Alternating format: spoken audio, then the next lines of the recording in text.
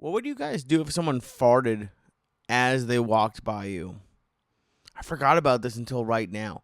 I was at an event this morning, and I was walking back to the car in like a field. Why are Jews don't belong in fields? But that's where I was, and I was walking back to the car on like a sidewalk, and this dude was walking towards me, and we did like the head nod thing. I'm very polite. And as he walked by me, I'm like 67 to 75% sure he farted. Like if he didn't, his foot caught the ground at the exact right time. And like I'm not an aggressive, confrontational person. I don't even know how many. See, I think there should be something different like than ghosting, because I'm not a huge ghoster, but I ghost confrontation for sure. Like I will avoid. I will. You have to if I'm like voicing my anger at you, I'm like very angry because I'm almost positive he farted on me, and all I said was, "Okay." And that's really like if I say okay, that's one of like I had to go. Yeah, I was coming back from Dallas. I was there for a week, and listen, I'm big about like rules, and they seem stupid, but when you get off a plane, I don't fly first class. I flew first class once. It was awesome. As Kevin Hart puts it, the way my checking and my savings are set up, I'm not flying first class right now. So I was in the dungeon, as Joey calls it, like road 20 something. And the rule, I don't care what airline you are in the world, is you wait for everyone in the rows in front of you to get out, and then you can go, unless you have a connection. Fair. And also, just to point out, if you ask, I will say yes, because who really cares? But sometimes I feel like people are fucking like it's like the Truman Show, and the director, who I guess I kind of look like now, except he was way older at that point, and I'm much more handsome. Is trying to fuck with me because there were 5 other people in my row. And this woman let all 5 other people go in front of her. And then instead of waiting for me to get out, and it's not like I was still doing something in the row. She pushed by me like it was a football game. And all I said was, okay. And that she like basically ran away from me. And at that point, like you see videos online of people going crazy at people and yelling. I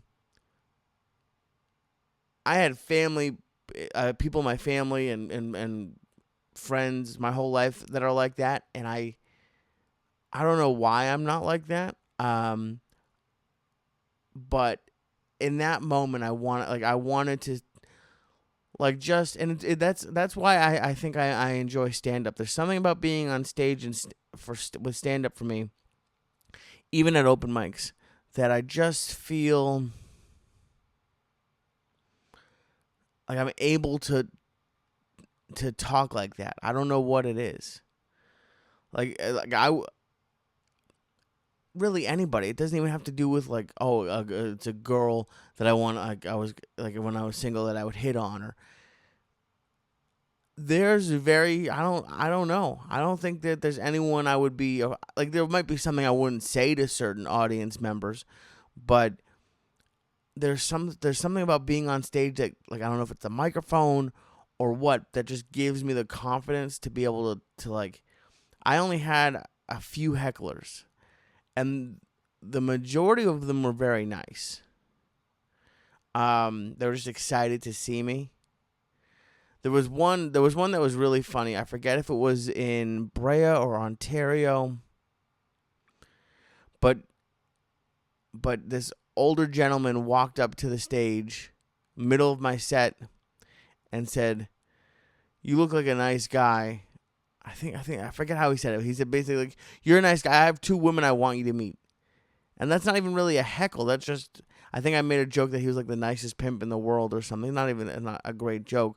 But I've had people, I had one woman throw a piece of pepperoni at me, but that's a long story. Might have been justified, might not have been justified. I made a not a joke at her expense, but kind of a joke at her expense. And yeah, she was not too happy about it. But even that one I turned into a joke. And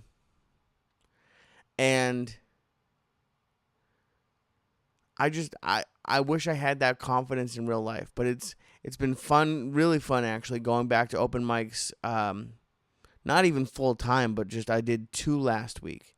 I did 2. I did one at a place called Ralph's Diner in Worcester, and one at a place called Hotel Vernon, which was not a hotel.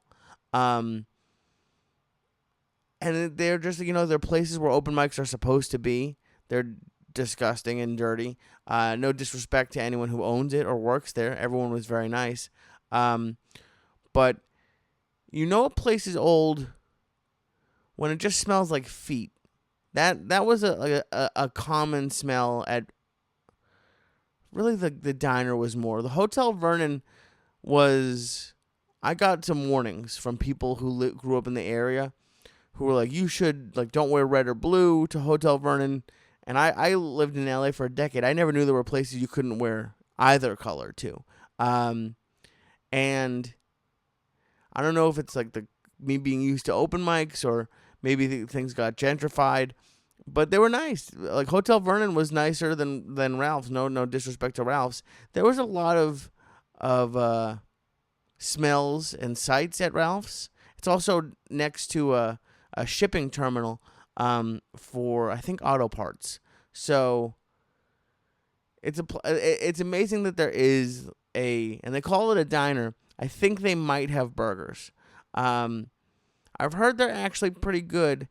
I'm trying to not totally have no burgers in a shipping yard that smells like feet, but less burgers in a shipping yard that smells like feet. So I haven't eaten there yet. It was really fun going to Hotel Vernon. It went as well as an open mic is supposed to go. I got some laughs, got a lot of silence, which is fun, but there's a video. If any of you are aspiring comedians or open micers or whatever, there's a video, I think it's on Vimeo somewhere, of Ralphie May doing a talk, and I might try to watch it in the next couple days again. Ralphie May does I think it's like a 2-hour long talk. It's a long, I don't know if it's 2 hours, but it's long.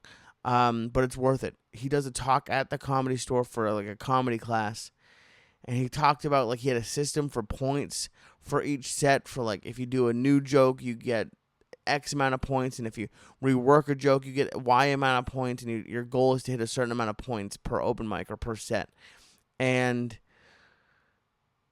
the one at Ralph's this week went way better than the one at Hotel Vernon, but Hotel Vernon, I the whole time I spent there, the 2-3 hours I was there, and I did 5 minutes, and the best part that came out of it was I tried one line that I had written the night before, and that line worked, and it's just, I don't know, it's fun. It makes me miss doing more than one a night. So I'm recording this. Unfortunately, I'm wearing a Patriots shirt right now. We'll see. I'm recording this right around halftime. We got screwed with an opening penalty, and when I left, we were down 10-0. So not too happy about that, but we'll see. I'm headed to Portland, Maine tonight for work, and I'm going to do an open mic in Maine. So we'll see how the Maine open mics are, and I'm going to LA next month. I have to go back to Dallas this month. So I don't know if I'll be able to do anything in Dallas, but I'll try. If any of you know anything in Dallas let me see if I can even pull out the date. If any of you have sorry, YouTube video. If any of you know anything in Dallas on the 24th of September, if you're a comic and you have a show near Dallas, I can even get a car. Let me know. I'd love to do your show, and I'd love to do your show anywhere in the Northeast, really anywhere. So please hit me up, wwitpod@gmail.com. I appreciate all of you watching and listening. You're the best. I will be back next week on What Was I Thinking?